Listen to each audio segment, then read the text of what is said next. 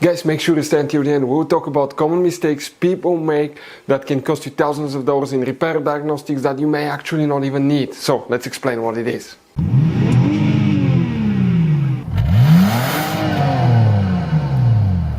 Hey guys, welcome back to World Mechanics. Super quick and very helpful video for any of you trying to find, guys, where fuses relays for the backup lights, also known as reverse lights, are located on Jeep Grand Cherokee, that generation right here. Guys, please do not waste your money on parts, tools, diagnostics until you watch that video. It could be quite simple fix.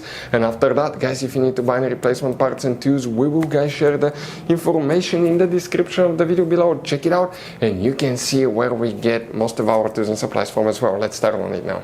Before we start, guys, every single car we get here at the garage, we try to make at least 200 to 300 free repair videos. We take them completely apart. We show you how to fix engines, transmission codes, fuses, relays, because our mission at the shop is to save you as much money as we can. That's why we make these free videos. By the way, guys, if you have a Jeep Grand Cherokee with a V6 3.6 engine, guys, we'll have video on that engine, replacing, taking it completely apart, replacing almost any component you can think of, transmission as well. Why we do that? To save you money. Check it out. All this video will be on the channel, guys. In addition, on our YouTube channels, we have more than 19,000 free repair videos that can save you thousands of dollars in future repairs. So let's go ahead and start on it now.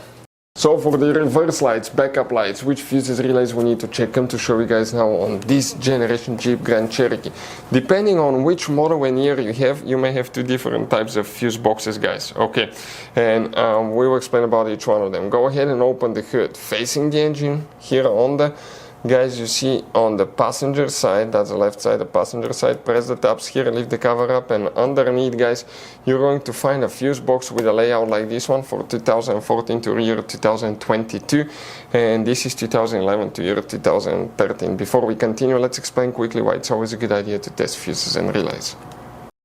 Guys, it's very important to always test your fuses and relays. Why? Sometimes you may think you have a good fuse, guys. It's hard to tell. Look at those fuses, right? And sometimes, okay, you pull the fuse. Okay, I'm going to get the fuse puller and I'm going to remove one fuse.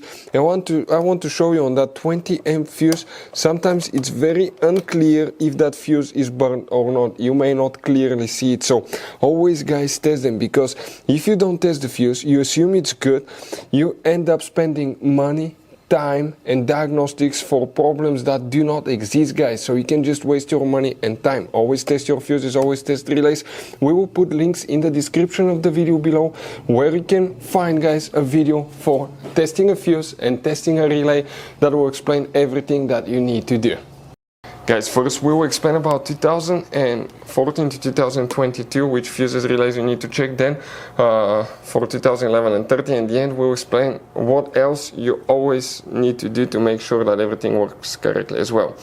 First, we need to check fuse number F10 right here, very important fuse, and F14.